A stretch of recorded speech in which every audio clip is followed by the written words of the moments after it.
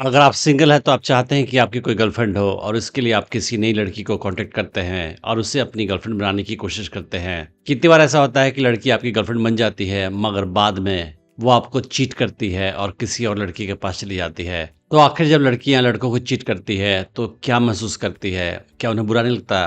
क्या उन्हें इस बात का गिल्ट नहीं होता है कि वो किसी को चीट कर रही हैं? आज हम लड़कियों के साइकोलॉजी को समझने की कोशिश करेंगे कि वो कैसा महसूस करती हैं जब वो किसी लड़के को चीट करती हैं।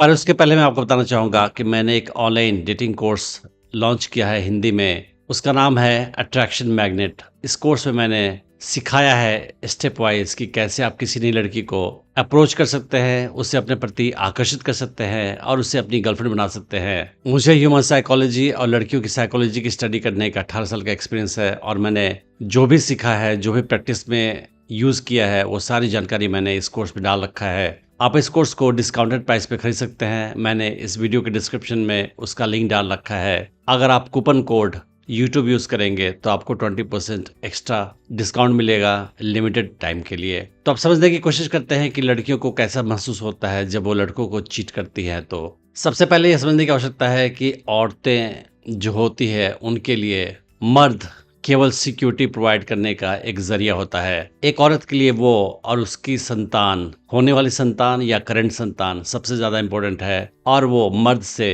मोस्टली सिक्योरिटी चाहती है। Financial security, physical security, emotional security, mental security, और जो भी मर्द ये प्रोवाइड कर सकता है वो उसके लिए अच्छा है। मगर अगर औरत के सामने और बेटर चॉइस हो, एक ऐसे लड़के या मर्द की चॉइस हो जो ज़्यादा सिक्योरिटी प्रोवाइड कर सके, तो वो उसके पास जाने से हिचकती नहीं है।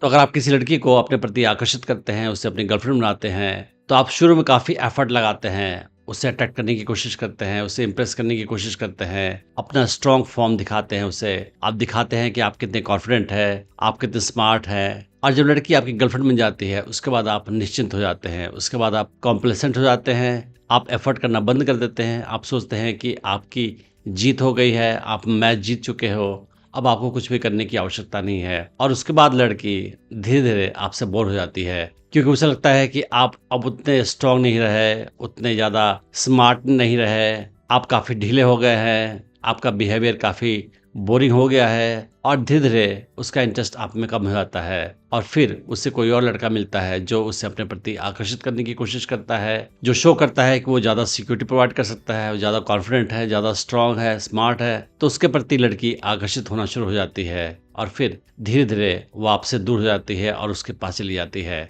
और लड़कियां ऐसा करने में ज़रा भी हिचक महसूस नहीं करती है। वो इस मामले में रूथलेस होती है क्योंकि अपनी भलाई उनके लिए सबसे ज़्यादा इम्पोर्टेंट है। उनके अंदर आपके लिए थोड़ा सा बुरा महसूस होता होगा मगर वो ज़्यादा फीलिंग नहीं रखती है इस बात को लेकर कि आपको बुरा लग रहा है। ये बिहेवियर ऐसा ही है जैसे कि एक किसी कस्टमर को कोई सामान खरीदना हो और उसे ज़्यादा अच्छी डील मिल गई किसी और शॉप पे, तो वो उस दूसरे शॉप पे चला जाएगा जहाँ पे उसे बेटर डील मिली है और वो अपने बारे में ज़्यादा खुश होगा कि उससे ज़्यादा अच्छी डील मिल गई है। और इसमें कोई सरप्राइज की बात नहीं है। फॉर एग्जाम्पल, अगर आप किसी लड़की को डेट कर रहे हैं जो आपकी नज़र में कोई खास सुंदर नहीं है, एवरेज है या अबव एवरेज है, और कुछ समय के बाद में आपको बहुत ही हॉट लड़की मिलती है, बहुत खूबसूरत लड़की मिलती है जो आपको अपने प्रति आकर्षित करने की कोशिश करती है, तो आप उसके पास चले जाओगे।